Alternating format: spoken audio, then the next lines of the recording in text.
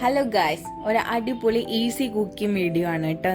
വേറെ ഒന്നല്ല, വഴുതനങ്ങ മോരുകറി. ആരെങ്കിലും വഴുതനങ്ങ മോരുകറിയും കോമ്പിനേഷൻ ഉണ്ടാക്കിയിട്ടുണ്ടെങ്കിൽ ഒന്ന് ട്രൈ ചെയ്ത് നോക്കും, അടിപൊളിയാണ്. ഞാൻ വഴുതനങ്ങേനൊന്ന് കറക്കാൻ നോക്കിയത്, പക്ഷെ നടന്നില്ല. വഴുതനങ്ങ ഇങ്ങനെ റൗണ്ടിൽ കട്ട് ചെയ്തെടുത്ത് അതിലേക്ക് മുളക് പൊടി, മഞ്ഞൾപ്പൊടി, ഉപ്പ് ചേർത്തിട്ട് മാറ്റി വയ്ക്കുക. ആ ഒരു പാൻ അടുപ്പത്ത് വെച്ച് വെളിച്ചെണ്ണ ഒഴിച്ച് നമ്മൾ മാറ്റി വെച്ച വഴുതനങ്ങ വറുത്തെടുക്കുക.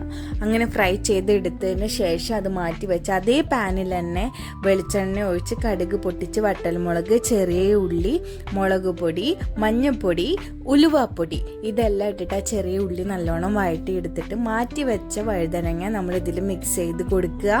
അതിനുശേഷം നമ്മൾ കട്ടെല്ലാം ഉടച്ച തൈര്, അധികം പുളിയുള്ള തൈര് വേണ്ട, കട്ടെല്ലാം ഉടയ്ക്കണം, ഒന്ന് മിക്സിയിലിട്ടിട്ട് ഉടച്ചാൽ മതി.